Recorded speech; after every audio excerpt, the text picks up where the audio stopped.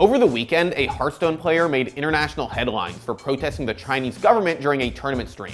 Blizzard immediately pulled the footage, but since then, they've banned the player, taken away his prize money, and fired the casters who were on the stream with him. This is an extremely messy and complicated story, so let's just get right into it.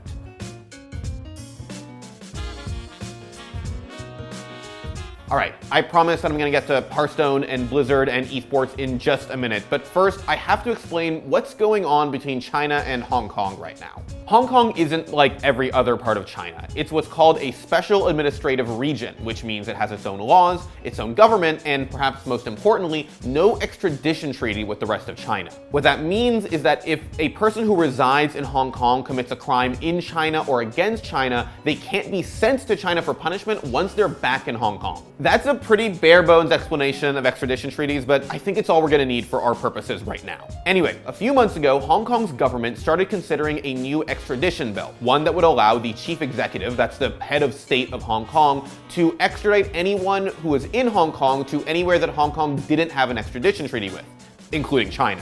That scared a lot of people, partially because they were concerned that people who were critical of China's ruling Communist Party would be extradited and punished, something that happens in China all the time. That fear led to a demand for a more independent democratic government for Hong Kong, and that demand led to protests. It was the most unified protest march in the city in more than a decade.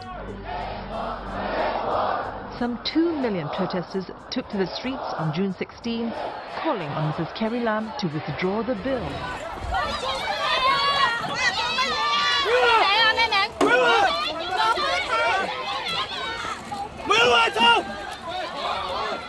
Alright, now let's get to the esports part of this video. During a Hearthstone Grandmasters Asia Pacific broadcast on the official Taiwanese Hearthstone channel, a player from Hong Kong named Blitzchung won a regular season match, and in a post-game interview showed up in a gas mask, took it off, and announced something along the lines of "Liberate Hong Kong, revolution of our age." Now, as soon as that happened, the two casters who were on stream ducked their heads under their monitors, presumably because they didn't want to be associated with what was about to happen, and then the producer immediately cut to an ad break. By the time everybody in the rest of the world woke up and found out what happened, Blizzard had already removed the VOD from Twitch. But a few days ago, Blizzard took things a step too far for most people. Blizzard has banned Blitzchung, the player who made the statement, for a year. He's obviously been removed from the rest of the Grandmasters season, and any prize money he would have received has been reduced to 0. The two casters who were on stream were also fired. They say that Blizzard violated one of the Grandmasters tournament rules, specifically Rule 6.10, which goes something like this. Engaging in any act that in Blizzard's sole discretion brings you into public disrepute, offends a portion or group of the public, or otherwise damages Blizzard's image will result in removal from Grandmasters and reduction of the player's prize total to $0, in addition to other remedies which may be provided for under the handbook and Blizzard's website terms.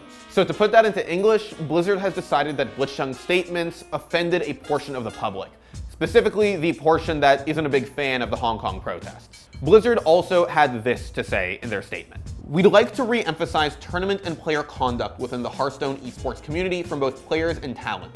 While we stand by one's right to express individual thoughts and opinions, players and other participants that elect to participate in our esports competitions must abide by the official competition rules, which basically means that you're allowed to have political opinions. Blizzard would just prefer that you don't state them on stream if they're going to offend anyone, specifically if they're going to offend the Chinese government. Now, look, this kind of language is in a lot of contracts and rule books. Blizzard needs it to deal with people who say racist stuff on stream or make death threats.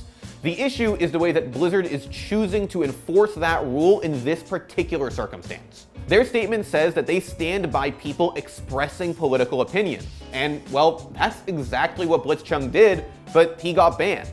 Why? Well, we're going to get into that in a second. But first, let's talk about the reaction from the Hearthstone community.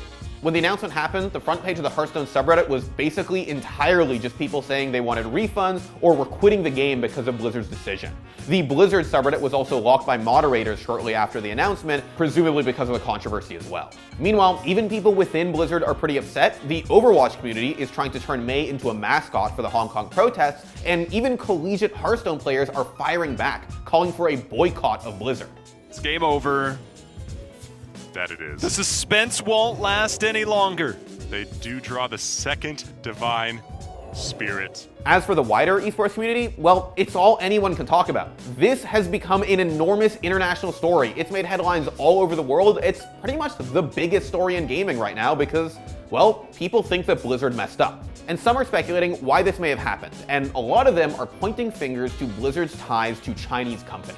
Tencent, a massive Chinese gaming company, has a 5% ownership share in Blizzard, and on top of that, Blizz does pretty big business in China. There are 4 Chinese Overwatch League teams, one of which is owned by NetEase, one of the largest gaming and internet companies in the world who just so happened to release all of Blizzard's games in China. Clearly, Blizzard games and IP are popular in China, and one might speculate that the company has a lot to lose if their Chinese business partners aren't happy with them. And listen, this isn't just Blizzard. Most of these massive gaming companies have some ties to China. Riot Games is partially owned by Tencent, and there are allegations that right now at the League of Legends World Championships, casters aren't allowed to call a specific team by their real name. Hong Kong Attitude is mostly being referred to on broadcast as HKA, as if we don't all know what that means, and people are speculating that that's because Riot doesn't want people saying Hong Kong on a broadcast. That's absurd, but that's how deep this stuff can go. A very similar controversy happened recently in the NBA of all places.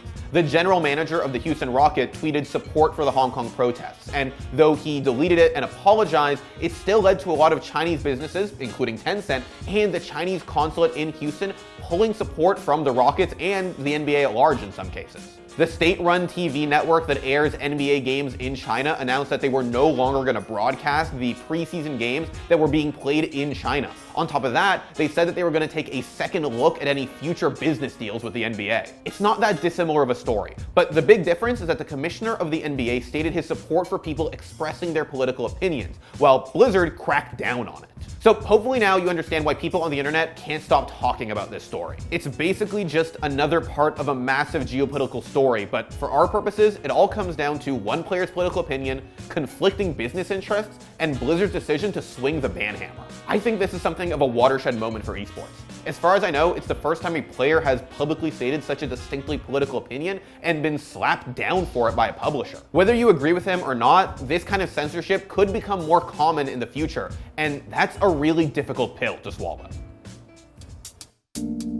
Thanks for watching. If you want more content like this, hit the sub button and ring that notification bell. For unique bite-sized videos you won't find anywhere else, hit up our Instagram, Twitter, and Facebook pages.